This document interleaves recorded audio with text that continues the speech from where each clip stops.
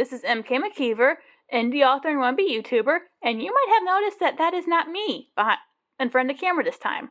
That is because today we will be showcasing a couple of my husband's book from last week's trip to the bookstore with the help of our cat, Paprika, who has decided to grace us with her presence and lounge around on our love seat. So, we have this running joke in our house that my book collection is like a hodgepodge of scholastic titles and extreme horror and alien romance and who knows what else. And his is all like war, and I got like bubblegum horror and dark romance and YA titles, and he's got war. I think you get the picture. So, today, he is going to showcase a couple of those books. You're on, honey. Thank you. So the first book we're going to be going over today is SAS by Tom Petch. Forget what you thought you knew. Discover the real story of the SAS. From ex-SAS commander Tom Petch, this is the never-before-told story of how the world's preeminent special forces came into existence. Flashing between dramatic accounts from the front lines and power negotiations in Westminster, it's an adventure that reaches from the trenches of the Western Front to piracy in the deserts of North Africa to the final assault on Germany.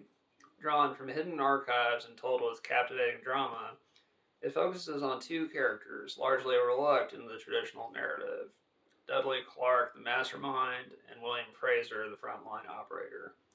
Without them, there would never have been an SAS.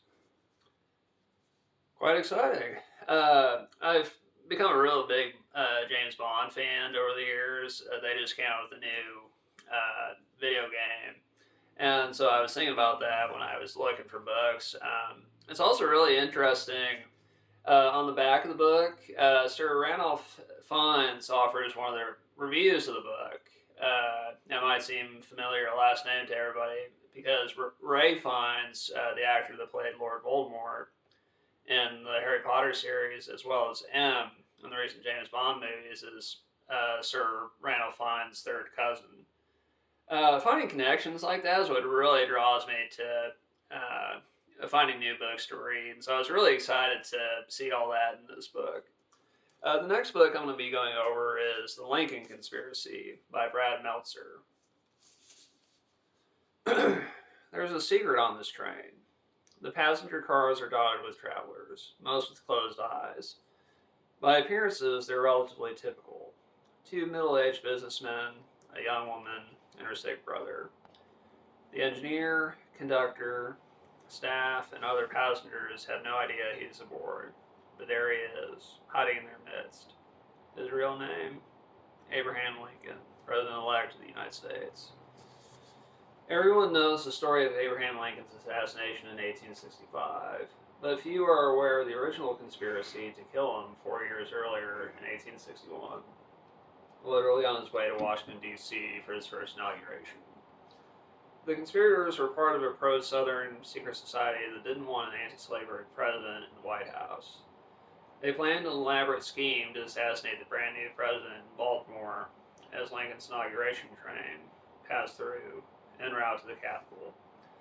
The plot was investigated by famed detective Alan Pinkerton, who infiltrated the group with undercover agents, including one of the first female private detectives in America. Had the assassination succeeded, there would have been no Lincoln presidency, and the course of the Civil War and American history would have forever been altered. I really like American history, in particular the Civil War. I've read a lot about it, and I've got many books on the subject. But one thing that drew me to this book was the possibility of learning more new stuff about it. Even the point about the one of the first female private detectives, like that tells me that for every great historical figure that you see, that there's oftentimes many people working behind the scenes you don't hear about. I mean, even just kind of the plot of this book itself kind of ties back to the first book, SAS, kind of about spies and intelligence gathering. Kind of a broad thing I've gotten into with fiction recently is stuff like spy thrillers and stuff like that. So yeah, it's been a great joy to go on these book hauls with MK. And speaking of books, Thank you for that, honey. I'm always forgetful, but I'm glad she's here for me. We would love for you to continue to purchase copies of her book, Attack of the Zombie Werewolves. available at most online retailers and available at your library upon request. And if you just want to, you can follow me on Facebook and Instagram. And until next time, have a good day.